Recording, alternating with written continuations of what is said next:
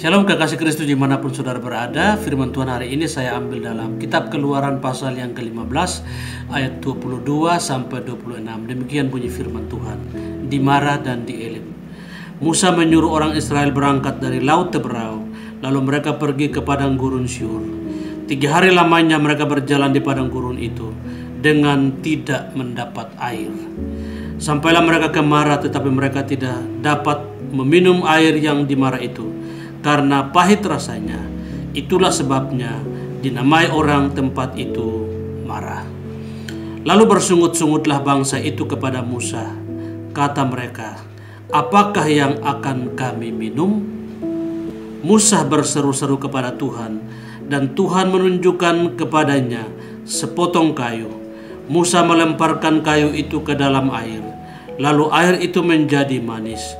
Di sanalah diberikan Tuhan ketetapan-ketetapan dan peraturan-peraturan kepada mereka, dan di sanalah Tuhan mencoba mereka. Firman-Nya, "Jika kamu sungguh-sungguh mendengar suara Tuhan Allahmu dan melakukan apa yang benar di matanya, dan memasang telingamu kepada perintah-perintahnya, dan tetap mengikuti segala ketetapannya, maka aku tidak akan menimpakan kepadamu penyakit manapun yang telah kutimpakan kepada orang Mesir, sebab aku Tuhanlah yang menyembuhkan engkau." Saudara yang dikasihi oleh Tuhan Yesus Kristus, renungan firman Tuhan hari ini saya beri tema pelajaran dari sumur Mara. Alkitab menjelaskan bahwa setelah Musa dan orang Israel keluar dari Laut Teberau, atau yang sering disebut juga Laut Merah, mereka pergi ke padang gurun Syur.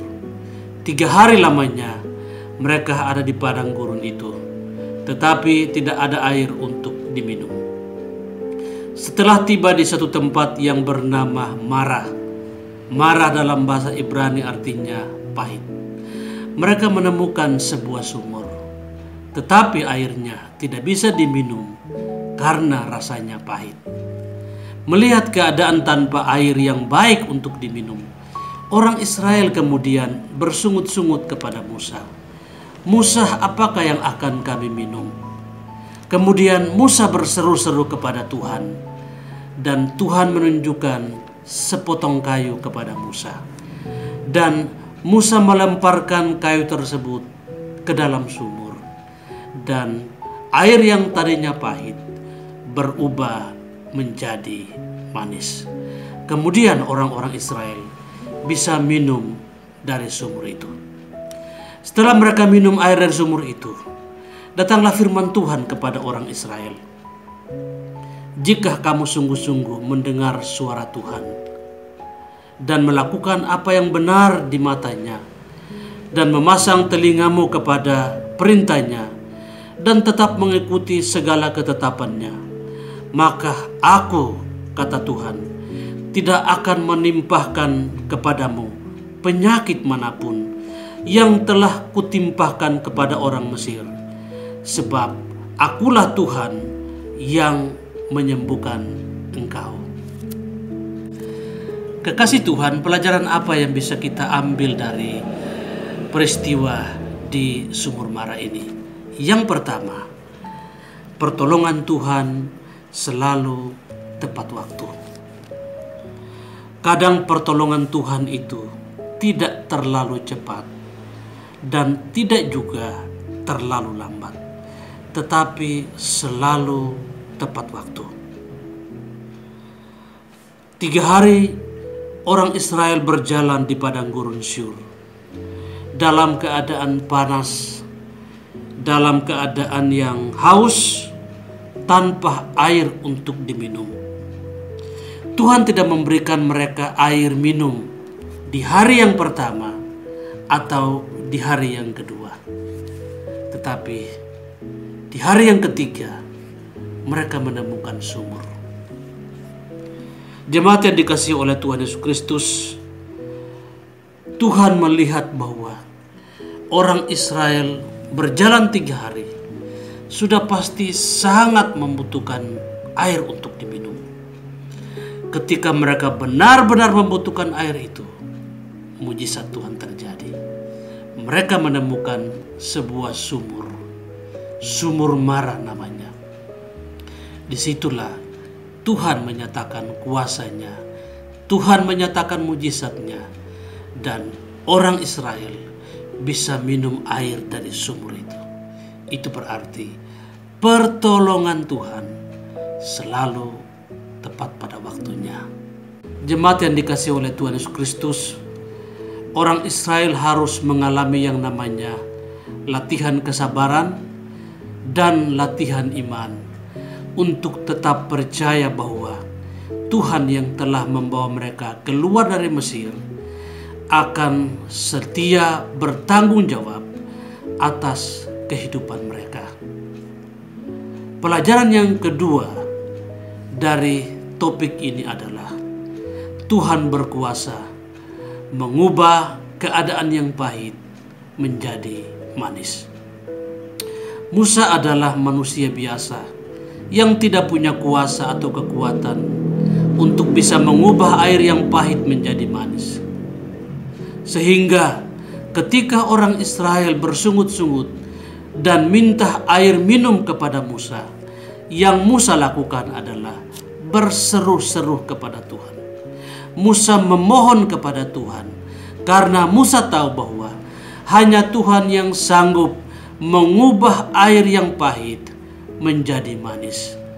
Kemudian benar Tuhan mampu mengubah air itu dari yang pahit menjadi manis hanya bermodalkan satu potong kayu.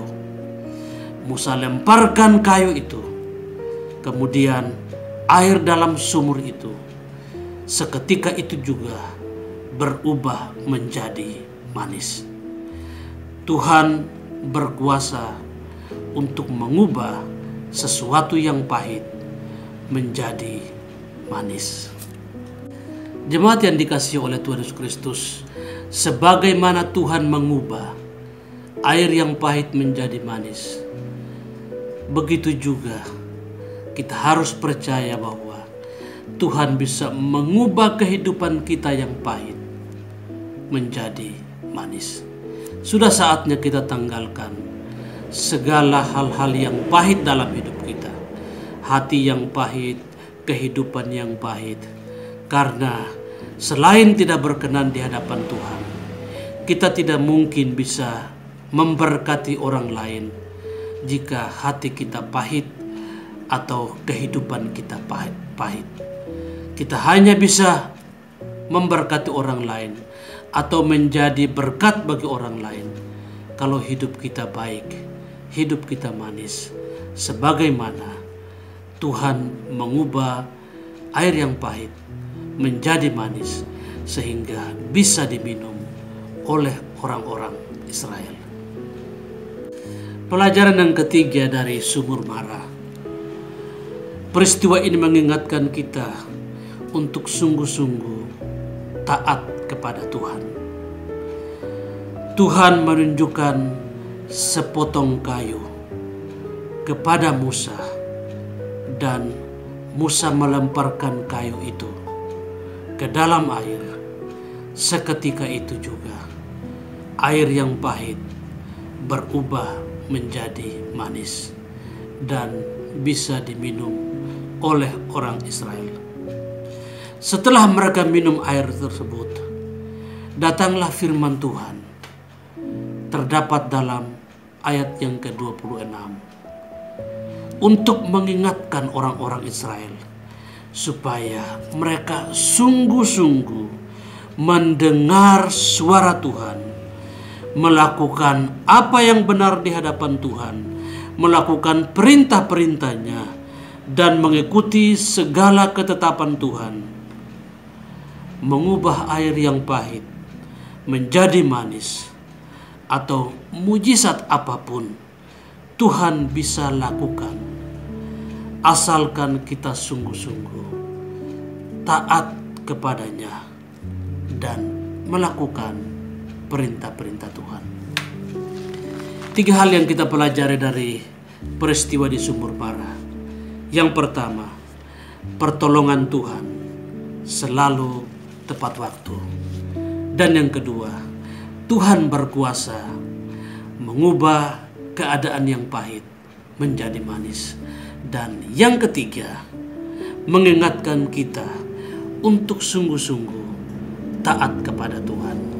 Kiranya renungan firman Tuhan hari ini menjadi berkat bagi kita semua.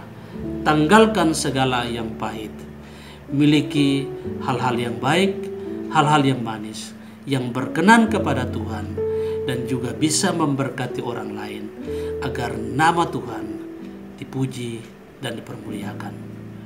Jika renungan ini menjadi berkat bagi Bapak Ibu Saudara semuanya, silakan subscribe, silakan tinggalkan komentar, silakan klik, dan bisa juga share kepada orang lain agar mereka juga diberkati oleh Tuhan. Salam buat kita semua, Tuhan memberkati.